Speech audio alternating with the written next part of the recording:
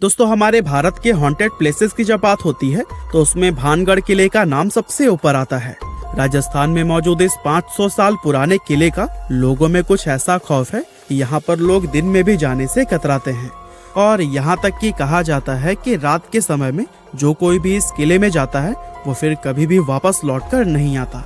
इसीलिए सरकार ने भी खुद बाकायदा बोर्ड लगाकर रात के समय में इस किले में जाने से प्रतिबंध लगाया हुआ है।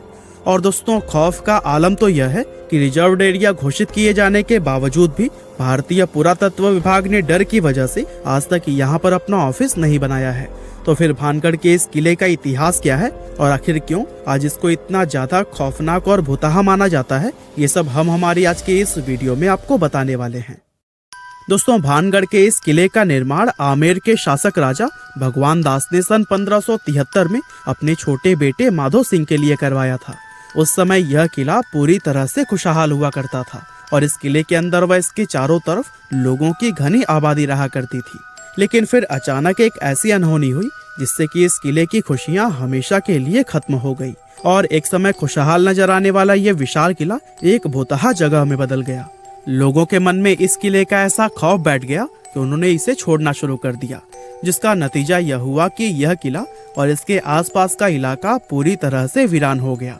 यहाँ तक कि आज भी ये किला सैकड़ों सालों से इसी तरह से वीरान पड़ा हुआ है, जो कि दिखने में बेहद ही खौफनाक नजर आता है। इसके बारे में लोग यह बताते हैं कि किले से लोगों के चीखने, चिल्लाने, रोने और घुंघरुओं की रहस्यमय आवाजें आती हैं। साथ ही बहुत से लोग यह भी दावा करते हैं कि जो कोई भी इस किले में रात के समय गया है वो फिर कभी भी वापस लौटकर नहीं आया है। और यही वजह है कि दिन में भी बहुत कम लोग ही इस किले के अंदर जाने की हिम्मत कर पाते हैं। अब ऐसे में ये सवाल तो मन में जरूर आता है कि आखिर इस किले के साथ ऐसा क्या हुआ था कि इसको इस तरह से शापित और भुतहा माना जाने लगा। असल में इस किले के हॉन्टेड होने के पीछे लोगों द्वारा एक नहीं बल्कि कई अलग अलग कहानियां बताई जाती हैं। लेकिन उन सभी में सबसे फेमस, जिस पर लोगों द्वारा सबसे ज्यादा भरोसा किया जाता है, वो है राजकुमारी रत्नावती की कहानी। कहते हैं कि जब इस किले का निर्माण करवाया गया था तब इसमें रत्नावती नाम की एक बेहद खूबसूरत राजकुमारी रहा करती थी। उस समय राजकुमारी रत्नावती की उम्र 18 साल थी और उनकी खूबसूरती की चर्चाएं दूर दूर तक हुआ करती थी। उनकी सुंदरता की वजह से ही बहुत से अलग अलग सियासतों के राजकुमार उनसे शादी करने की इच्छा रखते थे, जिसके चलते अक्सर ही राजकुमारी रत्नावती के लिए शादी के प्रस्ताव आते ही रहते थे। लेकिन राजकुमारी ने तब तक किसी के भी प्रस्ताव को स्वीकार नहीं किया था। अब एक बार राजकुमारी अपनी कुछ सहेलियों के साथ खरीदारी के लिए बाजार गई हुई थी और बाजार में वो इत्र की एक दुकान पर रुकी और वहाँ से अपने लिए इत्र खरीदने लगी। इतने में ही उस दुकान से कुछ दूरी पर खड़े सिंघिया सेवड़ा नाम के एक व्यक्ति की नजर राजकुमारी पर पड़ी।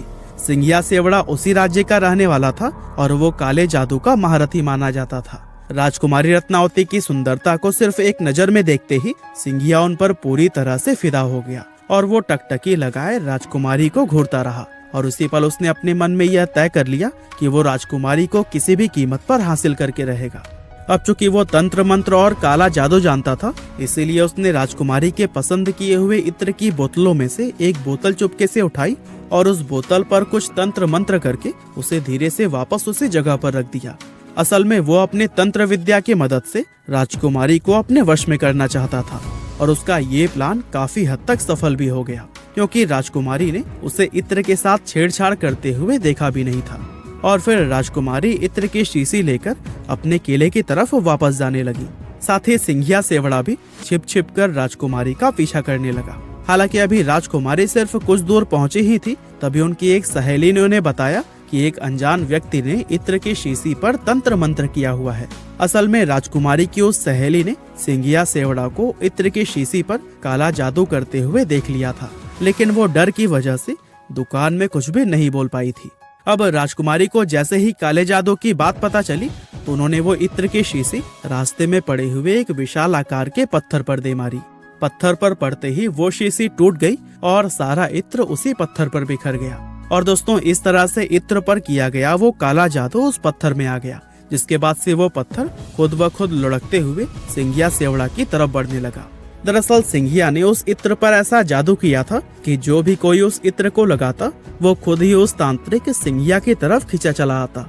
और चूंकि वो इत्र पत्थर पर लग गया था, इसीलिए वो पत्थर तेजी से उसकी तरफ ही बढ़ने लगा और पत्थर ने लुढ़कते हुए उस तांत्रिक सिंघिया को कुचल दिया, जिससे कि उसकी मौत हो गई।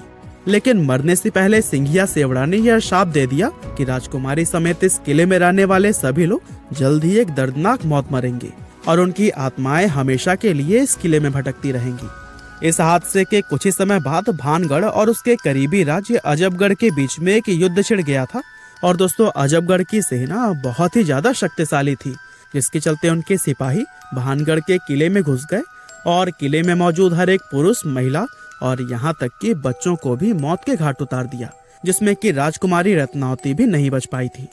और दोस्तों, कहते हैं कि इस खतरनाक कत्लेआम के बाद से ही यह किला शापित हो गया था और उस नरसंहार में मारे गए मासूम लोगों की आत्माएं किले के अंदर ही भटकने लगी थी।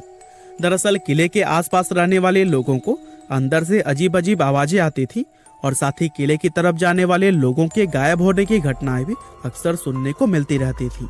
और दोस्तों, इन सभी चीजों के चलते ही किले के आसपास रहने वाले लोगों ने भी अपनी बस्तियां छोड़कर दूसरी जगह पर रहना शुरू कर दिया और देखते ही देखते यह किला और इसके आसपास का इलाका पूरी तरह से वीरान हो गया।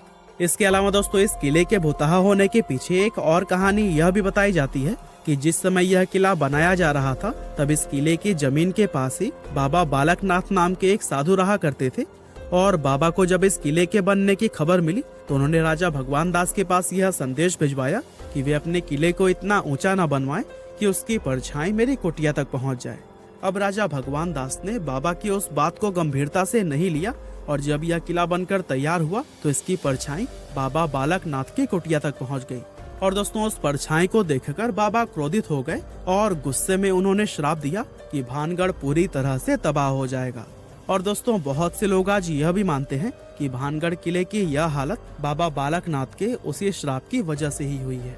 इसके अलावा एक कहानी तो यह भी बताई जाती है कि भानगढ़ में एक युद्ध हुआ था, जिसमें कि भानगढ़ के सिपाही पूरी तरह से हार गए थे, लेकिन भानगढ़ के राजा और उनके परिवार के दूसरे लोग अपनी जान बचाकर वहां से भागने में कामयाब रहे।